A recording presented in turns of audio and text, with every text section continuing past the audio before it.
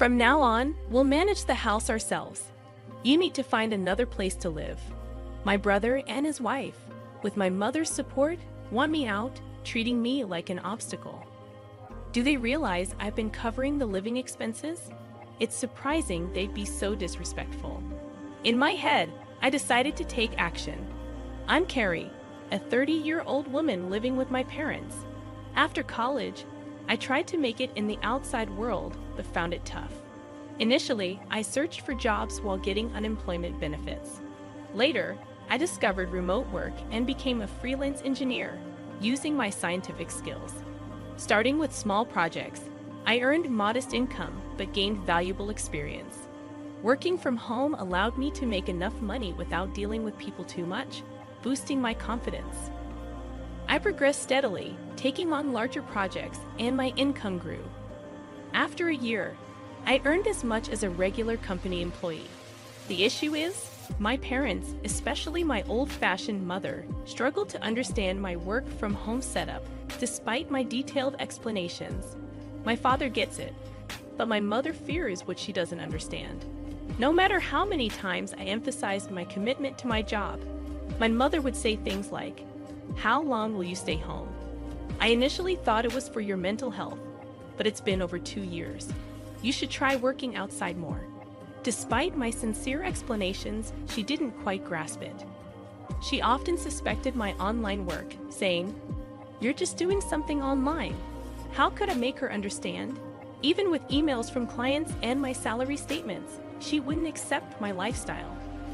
She went as far as suggesting, "Isn't it some shady business or a weird religion you're into?" That's not true. I receive regular payments and it's a reliable job. I explained, but she wouldn't budge, worrying endlessly about the possibility of it being unemployment benefits. I had thought about living on my own, but I hadn't saved enough money yet. Around that time, my father needed nursing care due to deteriorating health. He retired early, facing a sudden loss of income. When I expressed concern, he reassured me, "Oh, Carrie, I've got my pension. I'll make it work." Considering my mother's spending habits, I asked, "Are you sure you can handle it?" Regardless, we had to manage with our savings. My father looked tired, perhaps feeling anxious about the future. He supported me financially through college and even when I returned home due to mental health issues. Is it a good idea to leave my father alone and live on my own?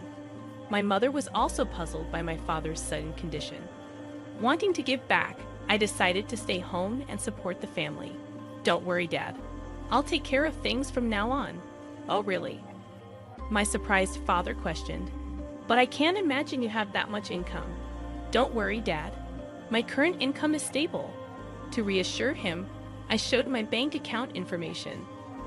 Since my father always understood my situation, I believed he would be convinced. "Carrie, I didn't know you were so solid." "Yeah, my income has improved lately. Can you help us out a little?" "Of course, you've done so much for us, so I'll support you from now on." "Thank you, Carrie." This commitment led me to cover the living expenses, my father's medical bills, and other costs. Every month, I transferred a set amount to my father's bank account to assist with household expenses, creating a new main card for my mother and giving her a supplementary card, as she had been using my father's credit card. Both my father and I saved money whenever possible, urging my mother to do the same. However, my mother, still suspicious about my support, suggested kicking me out of the house. My father, recognizing my financial contribution, convinced her it would be harder without me. Reluctantly, she agreed to let me live with them. I continued working while helping at home, but my mother took my assistance for granted and became strict. "Can't you finish your chores faster?" "Sorry, it's not easy. I'm working at the same time." "You keep saying that, but is it really that difficult?" My mother didn't understand, and our relationship became increasingly strained. My father understood my efforts, and we lived this way for a year. However, after a year, he fell ill and had to be hospitalized. I visited him daily. "Hey, Dad, how are you today?" "Thank you, Carrie. It doesn't seem to be improving, but I hope it's less of a burden for you." "Don't think that way. Taking care of you wasn't a burden. but I know you and Mom haven't been getting along. After my father's hospitalization, my relationship with my mother worsened. Living with her felt suffocating, but I still wanted to support both my parents as a family. I cherished memories of my mother making my lunchbox and putting effort into dinner when I was a student. However, my perspective changed when my brother Kevin and his wife Mary unexpectedly arrived one day.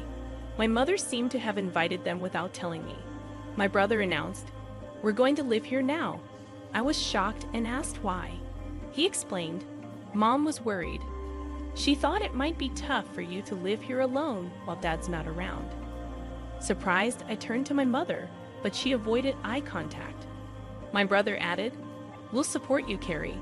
His wife, however, hinted at something more with a smirk. My mother stated, "Thanks, both of you. Carrie, be prepared to contribute. Otherwise, it might be hard for you to stay in this house." The situation with my brother and his wife being invited to our house was unexpected.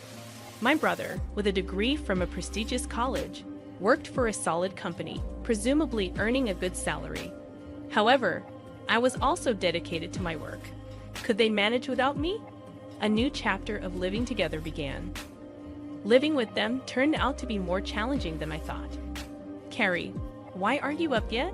Wake up and make breakfast." My brother's wife yelled, banging on my door. "I'm already up. I'm working early." I was fully awake and in work mode as a morning person. This was my most focused time of the day, and I wanted to spend it without any disturbances. "Really? Then get on with it and get breakfast ready." Do I have to make everything by myself? Our family usually had a relaxed morning, eating when and what we wanted. With my mother and brother's wife at home, I thought it was normal for her to prepare breakfast. She insisted, "We're living together, so we need to cooperate, right?" Reluctantly, I helped prepare breakfast, but they weren't satisfied. "Is this all you made? This isn't enough." I had prepared soft scrambled eggs, a lettuce salad, buttered toast, and a juicy sausage. A decent breakfast, I thought. Did I miss something? "If you don't want it, you don't have to eat it." They looked surprised at this response. "What's with that attitude? Who do you think you are? This is unacceptable. You should help with the housework." "But I have work to do too." "Work, really? I can't believe it. What kind of work is that? Are you crazy?" My brother and his wife questioned and scolded me. My brother, influenced by my mother, tended to look down on me and make fun of me. Despite this, my work time was precious. I headed to my room, packed my laptop, and left the house. "Wait, where are you going?" Ignoring my brother's voice, I went straight to my father's hospital room. He looked surprised as I entered. "Carrie, what's wrong? You seem flustered." I explained the situation, and my father expressed surprise. "I didn't know they were." "I'm sorry, Carrie. Don't worry about it. You can choose your own way of life." Feeling lost, I thought about my mother's comfort with Kevin at home. My father reassured me, "You don't need to stay where you're not comfortable. I want you to live happily, so live your life the way you want to." "Thank you, Father." Encouraged by my father, I decided to leave home. When I returned in the evening, a tense scene awaited me. My mother, brother, and sister-in-law looked serious. "Where were you, brother? Weren't you at work? I had to take the day off because of you." "How could you take a day off for such a reason?" Internally, I was surprised at how easily my brother took time off work. Wasn't that too irresponsible? Gradually, my brother and his wife's voices grew more heated. "Get out of here," he declared. "Why?" I asked. "Carrie, from now on, the three of us will live together. If you don't want to stay, please leave. We don't need your overbearing presence to support us." They attempted to kick me out of the house. "Carrie, that's enough. You don't need to be here now that your father is gone." Strangely, my mother echoed my brother and his wife, treating me as a hindrance. Did she comprehend my financial contributions to the family? Despite her monthly purchases of branded goods, what would she do when her allowance was reduced? I felt furious. No matter how many times I explained, my mother, brother, and sister-in-law ignored my story. It was getting unbearable. so I decided to employ a little trick. First, I transferred the money from the bank account linked to my mother's credit card to another account under my management. I hoped this would surprise her when she could no longer use her credit card. Additionally, I moved some funds from my father's account, which had been supporting the family finances similarly. Only my father's medical expenses could be covered from his separate account, unknown to my mother. Consequently, a significant portion of the family's financial responsibility now rested on my brother and his wife. Not knowing the details of my brother's income, I was certain he would now feel the burden more than ever.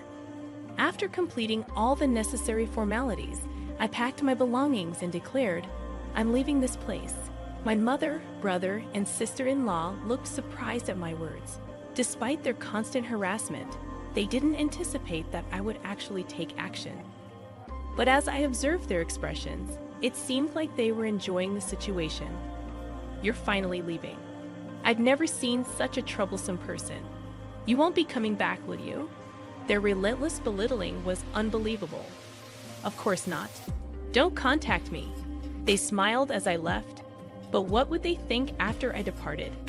Internally, I smiled and embarked on a new life. My new home was peaceful, allowing me to savor my own time and concentrate on my work. As expected, one day, I received a call from my brother. "I told you not to contact me. What's wrong?" His voice carried surprise and urgency. "Oh, that? Yes, that's right. Why are you asking now? Why didn't you tell me? We had no idea." "Well, I did mention several times that I was working, but neither you nor Mom believed me, right?" Well, Mom said a lot of things, and I was a little confused, so that's not my fault, right?" "No, it's not. But I'm having a problem with money. Mom's been spending quite a bit. And on top of that, we haven't been able to pay the house utilities and stuff." "Yes, I was able to do it because I was supporting you in so many ways. I'm not home anymore, so you have to do it, Carrie. I need your help to transfer some money to my bank account." "What? I beg you. Can you transfer some money over now?" "You must be joking. You're working for a big company. Isn't that how you make a living?" "Well, actually, I got fired from that company." "What? Why?" "I made a big mistake. Was that before you moved back to our parents' house?" My brother's reply left me speechless. I guessed correctly. My brother may have come back to my parents' house thinking that there was enough money in the house. He probably thought he would be able to get by with a solid pension coming in after my father retired. I wish to convey to my brother that I played a significant role in supporting the family finances despite appearing idle. The thought of the surprise on his face when he discovered that I was the one maintaining the household finances, assuming they were stable, brought a certain amusement. The same revelation awaited my brother's wife and mother. My brother's wife implored, "We need your help. We're running out of savings." My mother echoed, "Your father is really upset about this. He won't contribute to the household finances anymore. We're in a tough situation. I've supported you enough. You're all healthy, so work hard and support yourselves. I'll cheer you on." A frightened voice came through the phone. "Reflect on your actions. I'm hanging up now. Don't contact me." "But Carrie, wait a minute." I distanced myself from my brother, his wife, and my mother. My father felt unable to return to his life with my mother, seeking legal advice and relocating to a different place. Fortunately, I could visit him daily. A friend updated me on my brother's recent situation. He had moved to a small apartment, living a frugal life. My mother, accustomed to homemaking, struggled with her newfound job. My brother, with his college confidence, found it challenging to adapt to younger staff's opinions in his part-time job, resulting in a short-lived employment. Among them, my brother's wife was the sole provider working diligently to support the family finances. However, it seemed the pressure became too much, and she eventually departed.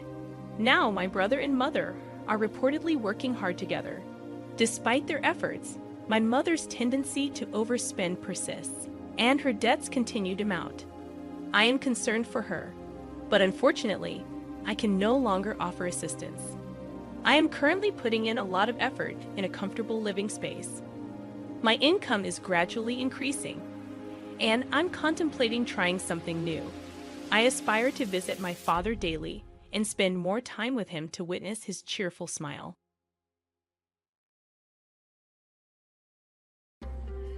Hello everyone, I'm Rose, and let me share my story with you. My mother-in-law, Sherry, used to be a different person, not the vain and shallow woman she is now. This change occurred later in her life, or at least that's what my husband Dylan believes. Growing up, Dylan and Sherry didn't have a lavish lifestyle. They led a modest life together after Dylan's father passed away when he was just 4 years old. Sherry took on the role of the breadwinner, and they lived a simple life until Dylan secured a great job after college. Dylan is a remarkable and kind man, not just because he's my husband. He earned a full scholarship to medical school and became a doctor. Despite his success, Dylan remained humble. However, Sherry's life took a turn for the luxurious. Now, let me clarify. I don't have a job for reasons I'll discuss later, but that doesn't mean I am poor or dependent on others.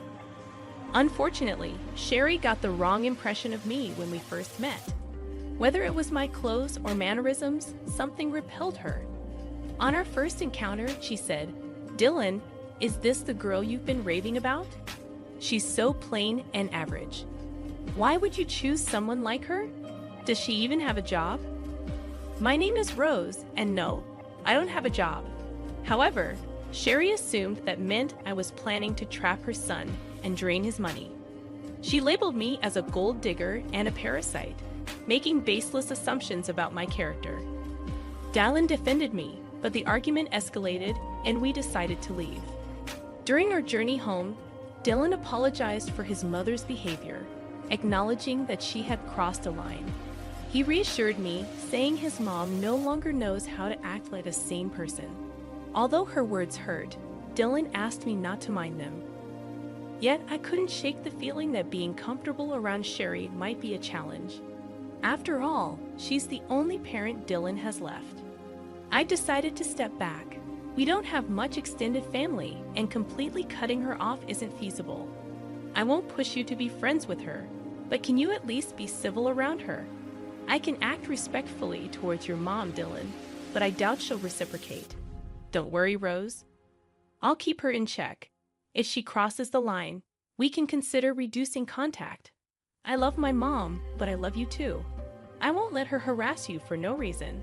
I was skeptical about my relationship with Sherry. Dylan assured me he'd stand up for me, but I still felt uneasy. Dylan and I got married 3 years after we started dating. We had a court wedding due to financial constraints. Dylan was sending Sherry a lot of money every month for emergencies. Even after we married, he continued this practice, straining our finances. I didn't stop him. I believed he had the right to help his mom. However, Sherry became a problem. She regularly spoke ill of me and gossiped with her friends, spreading rumors about me being a gold digger. I ignored it initially, but it started affecting my reputation. Despite Dylan's efforts, Sherry never treated me kindly. She believed I wasn't good enough for her son.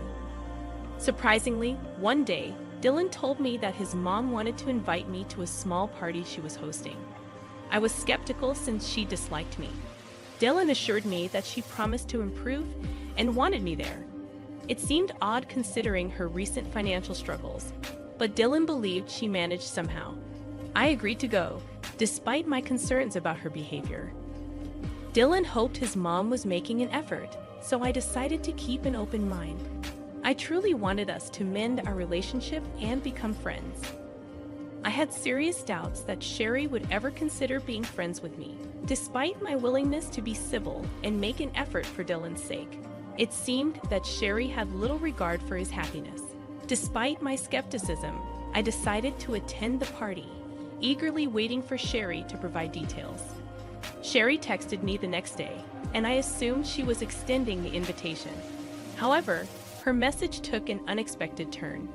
She started by mentioning the party at a 5-star hotel everyone had been raving about, promising her friends a great time. This excited her, and she planned to take 15 people. Curious, I asked if I was invited, given Dylan's assurance. To my surprise, Sherry responded with arrogance and disdain.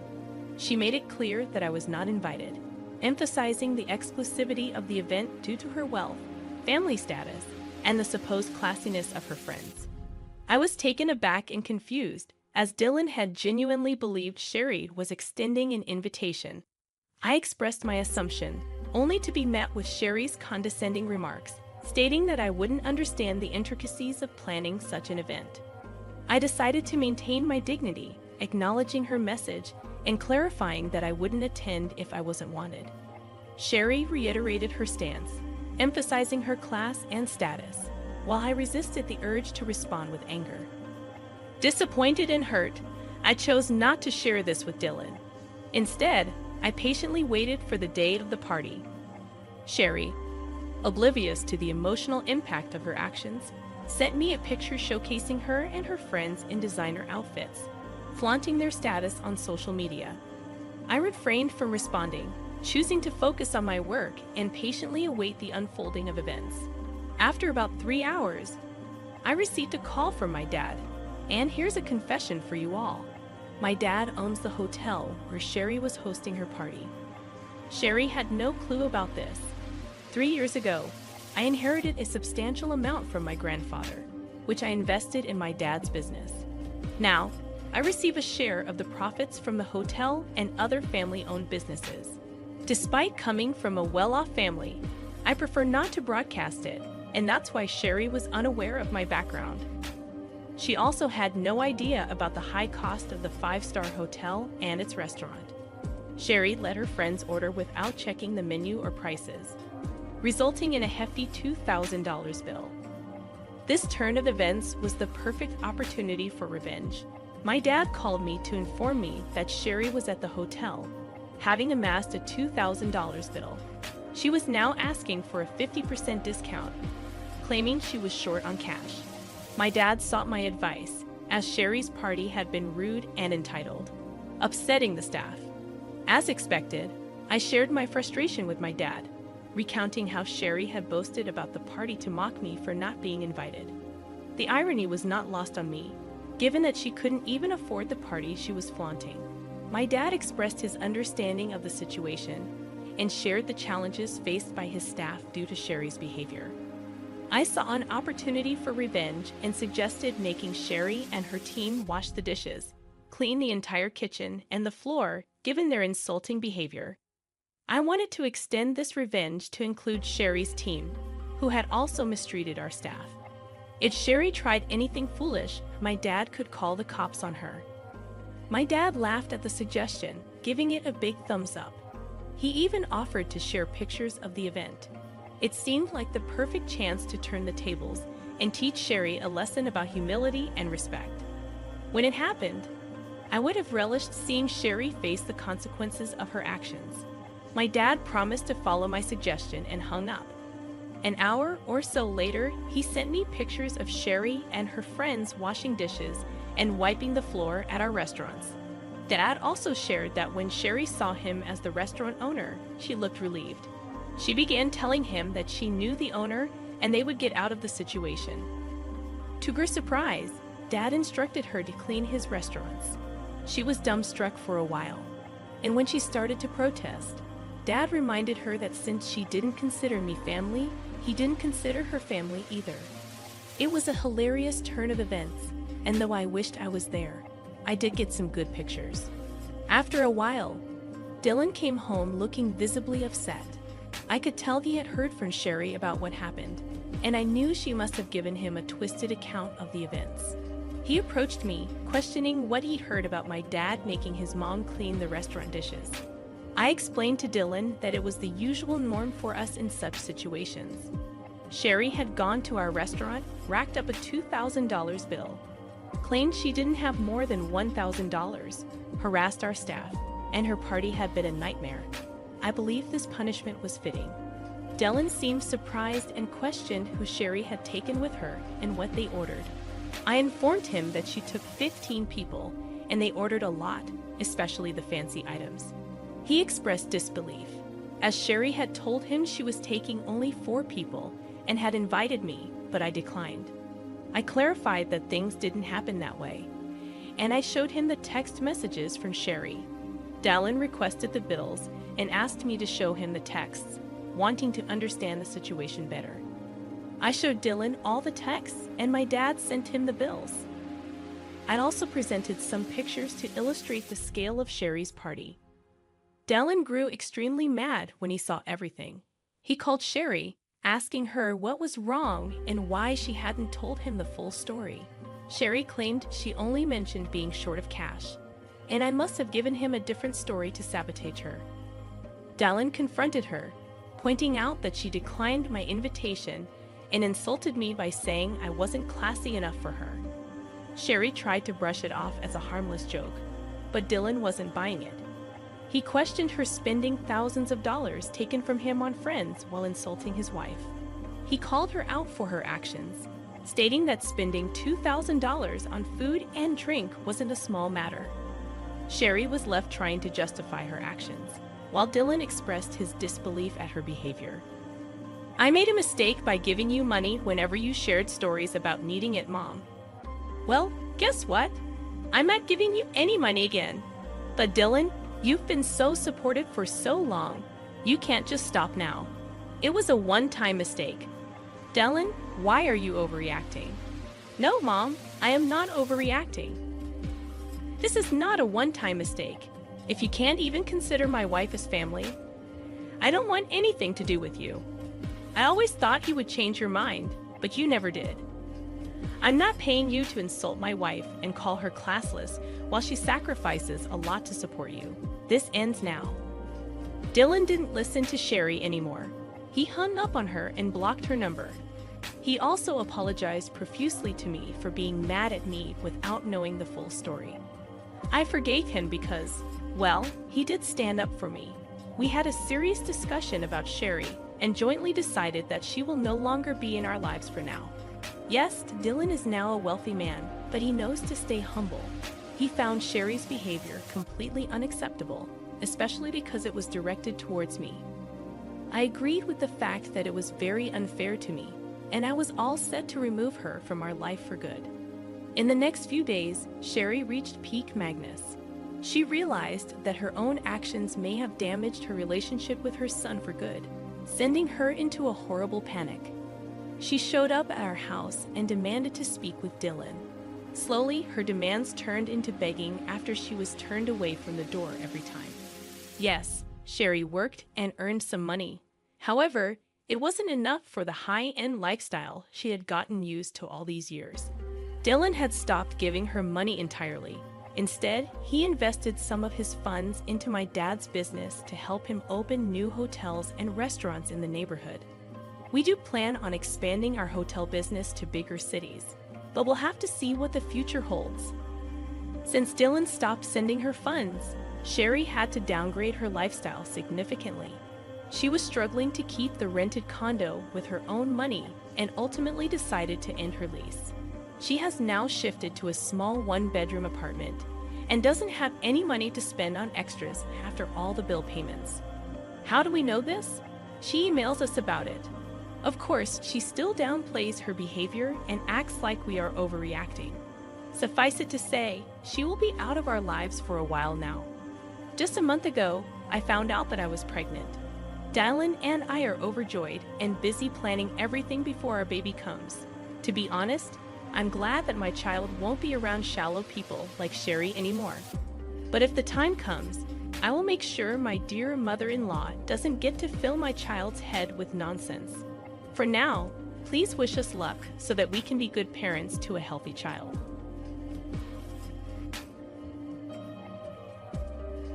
After my dad's funeral, when everyone was talking about who gets what from his money and stocks, my brother-in-law, who's married to my sister Kelly, suddenly said that all of it, including $5 million, should go to Kelly, the oldest sibling. My sister and brother-in-law were happy, but the lawyer told them they couldn't just decide that. My name's John Watson, I'm 42, work in sales, and have a wife and 2 kids. My dad owned a big part of a company, and even though he was old, he still worked. My sister Kelly, who's older than me, has always been a bit of a problem for our parents with her bad behavior.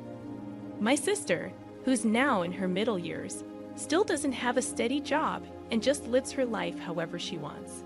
I've never really liked her, so I've always kept my distance. Then, when she turned 50, out of the blue, she brings home this guy and says, "I'm getting married." The guy, Chris Adams, is younger and good-looking, but he's pretty lazy and not very pleasant. My sister starts asking Dad for money for the wedding like it's no big deal. She blows through the cash real quick and then has the nerve to ask for more, which really upsets Dad. She figures she'll inherit everything eventually, so why not? I just watch her with a cold stare. Less than a year after she gets married, Dad has a heart attack while playing golf and passes away a few days later. It hits me hard, and I feel really sad. The sudden news of Dad's passing shocked all his friends, and our phones wouldn't stop ringing with condolences. But I couldn't just sit there and cry. I took charge, helping my stunned mom with all the arrangements for the funeral.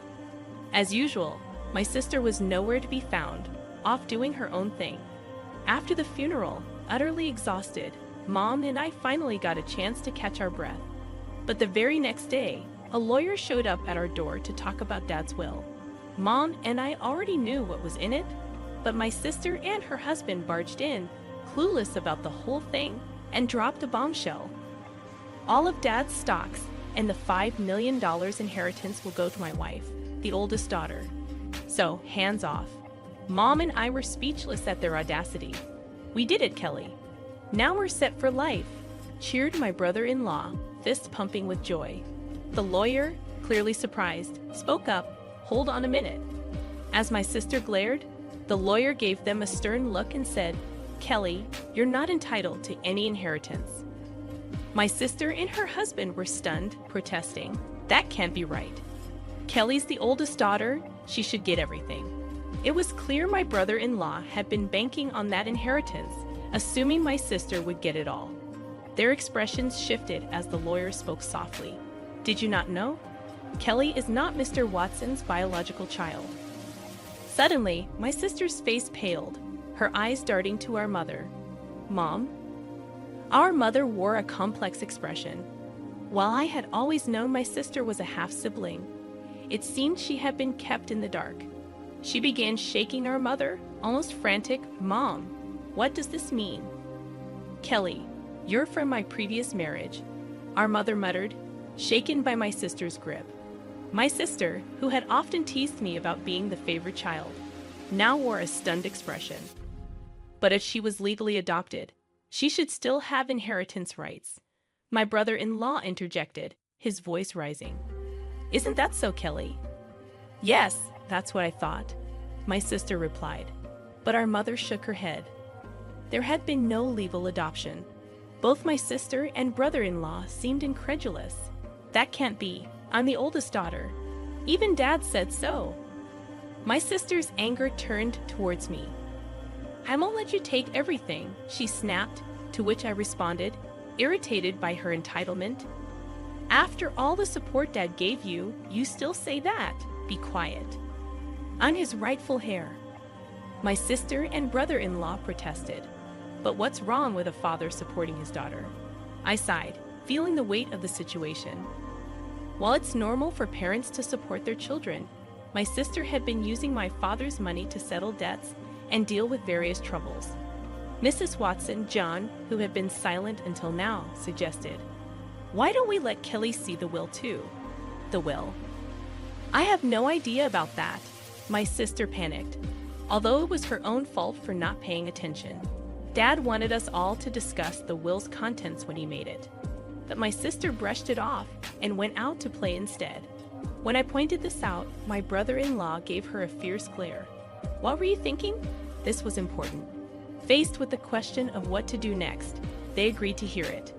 The lawyer then revealed Dad's will, stating clearly that the inheritance was for me and my mother. It also explained why Dad didn't adopt my sister.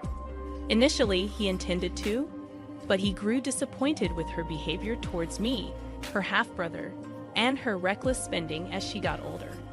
So, I actually have no inheritance rights. Realizing this, my sister was stunned.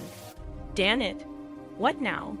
Suddenly, my brother-in-law raised his voice. accusing, "You lied to me. You said you had money." His demeanor turned aggressive, leaving my mother and sister shocked. But I wasn't surprised. My brother-in-law had often shown his greed. Perhaps he even married my sister for her money.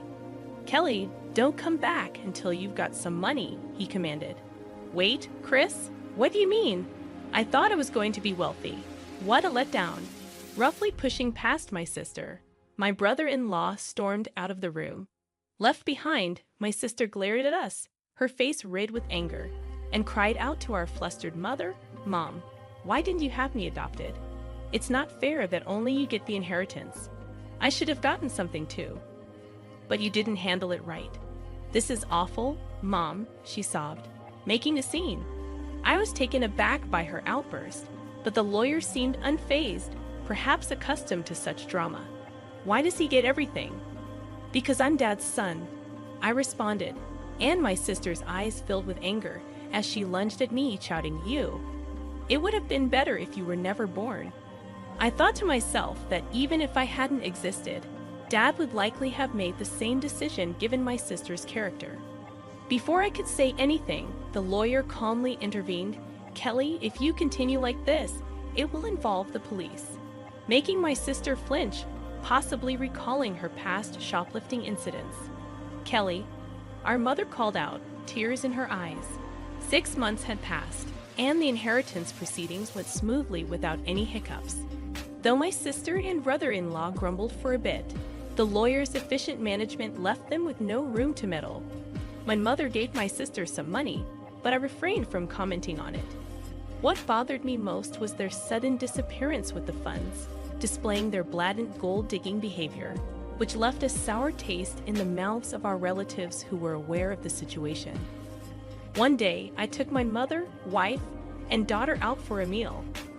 Thanks to my wife's suggestion, my mother, who had been somewhat withdrawn since Dad's passing, seemed more cheerful in the company of her adorable granddaughter. "Hey, Mom, why don't you come live with us?" I proposed.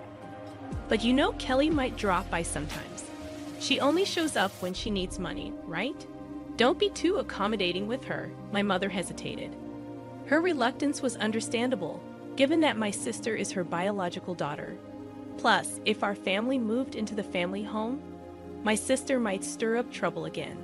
Respecting her concerns, I simply asked her to think it over as I drove towards the family home to drop her off. As we pulled up, we noticed lights on in the supposedly empty house. It wasn't the time for the helper to be there, so maybe my sister had returned. With that in mind, I parked the car in the garage. "Let's pop in for a quick coffee," I suggested. As we stepped out of the car and headed towards the entrance, a car suddenly swerved towards us, narrowly missing us. Reacting to my daughter's cry, I instinctively shielded my wife. Ouch! Thankfully, the car only grazed me, but I was thrown into a nearby flower bed, taking a hard knock. The car came to a halt after hitting the garage entrance. "Are you all right, honey?" My wife and daughter rushed over to help me up, while my mother stood trembling at the entrance, understandably shaken. Panic ensued. I was rushed to the hospital by ambulance and had to stay overnight. Later, I learned that the driver was Chris Adams, my brother-in-law. He claimed to the police that he mistook the accelerator for the brake, but I doubted his explanation. When my mother and sister visited me in the hospital, my sister looked at me coldly and remarked, "You're surprisingly resilient, aren't you?" I couldn't help but think that if I had been seriously injured, my mother would have inherited everything. "Too bad for you," I said with a smirk. My sister visibly tensed. "You were counting on it, weren't you?" I noticed her discomfort as she looked away. "Well, Mom told me she plans to waive her inheritance from me, so causing such an accident was pointless." My sister seemed taken aback by this revelation. It appeared incomprehensible to her that someone would refuse what they could inherit. "I have a wife and kids, so Mom asked me to pass it on to them. That's what parents do." But, my sister stuttered. "I even made a will early on, following Dad's example." I continued, leaving my sister speechless. "So unfortunately, my share won't be going to Mom anymore." My sister trembled and shook as she stared at me. "Can't you at least give me some?"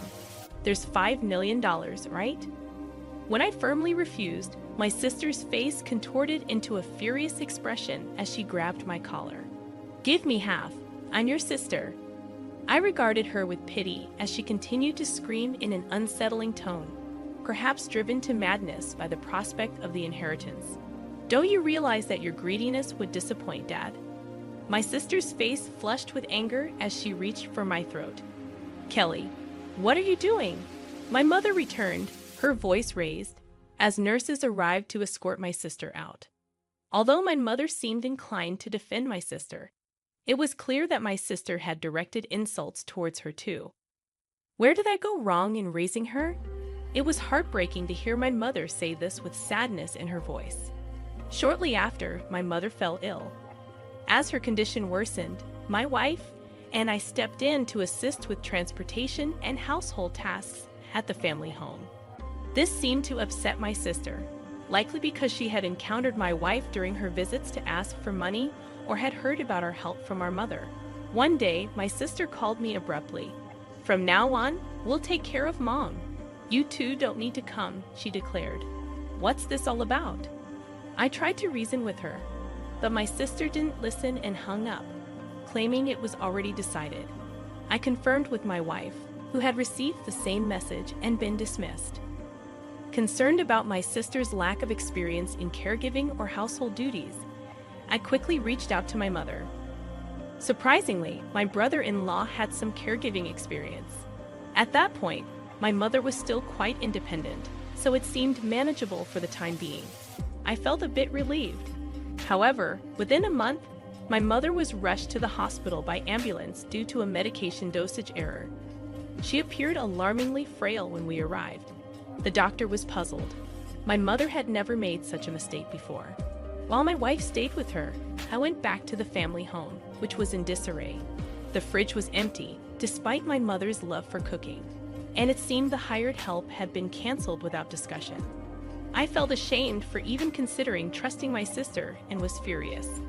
A significant amount of money had been withdrawn from my mother's bank account, even though her bank card and PIN were secured in the safe. Thankfully, the account containing the inheritance was untouched in a safe deposit box. But most of the funds allocated for living expenses were gone. I gathered essential items for my mother's hospital stay, along with her bank card, and returned to explain the situation to her. Did Kelly? My mother seemed unaware of the bank card situation.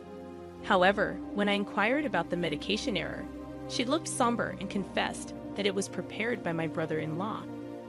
Mom, perhaps it's best not to allow my sister into the house anymore, I suggested. John, I promised to take care of you, but the house is in such disarray, and you've lost so much weight.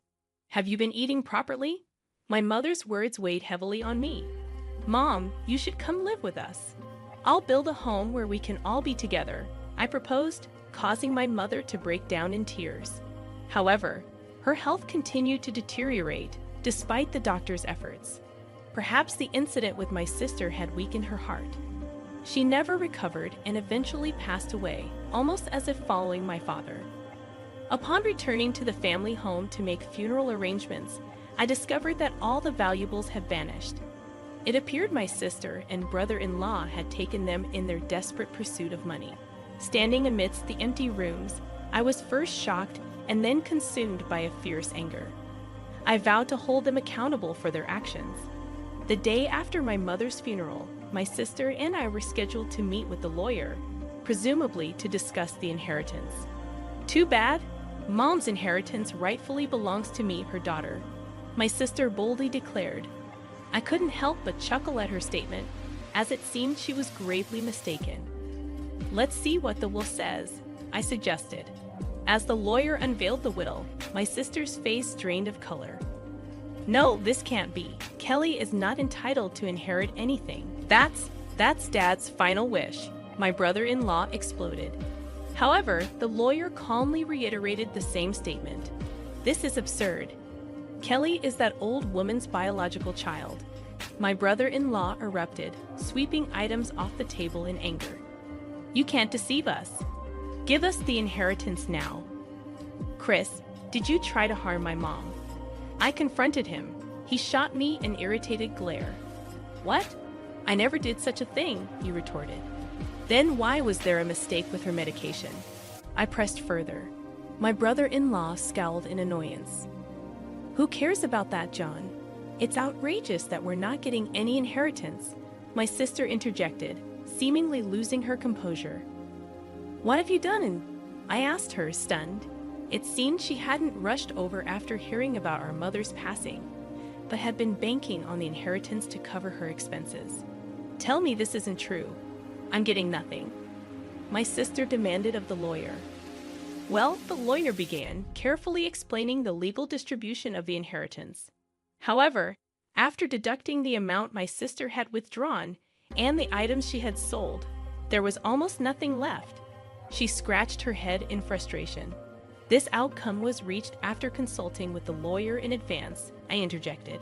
"That can't be. It can't be this little," my sister muttered to herself, clearly dissatisfied. Having relied on our parents without ever experiencing the hardships of work, she seemed out of touch with reality. I couldn't contain my contempt for her. "Mom thought you'd take care of her, but you just took her money and abandoned her, you ungrateful person." I couldn't hold back my anger. "Taking care of someone costs money, you know? What are you talking about?" My sister shot back. "Then show me the detailed expenses you used for Mom's living costs." "I'll cover the necessary expenses," I challenged her, extending my hand. My sister's face paled, and her lips trembled. I don't have that. Without receipts, it won't be recognized," the lawyer emphasized, leaving my sister speechless. Facing her, my brother-in-law attempted to sway me with a pleading tone. "John, your sister really needs help. Can't you lend her a hand, even just a little?" I declined firmly, feeling my frustration growing, and it seemed my brother-in-law was reaching his limit too. "If everything had gone as planned, Kelly would have had the entire inheritance by now," he muttered. "What do you mean by that time?" I questioned, but before I could delve deeper, my brother-in-law let slip a revealing comment. "Because of this guy, nothing ever goes smoothly. I was supposed to get a new car, but all I got was barely enough for repairs." My sister desperately tried to interject, but it was too late. "That's a serious accusation. It sounds like fraud," the lawyer remarked, holding a recorder and smiling at the couple. "What? That's illegal. I clearly stated at the outset that this meeting would be recorded, and you both agreed to it." My brother-in-law paled upon realizing his mistake.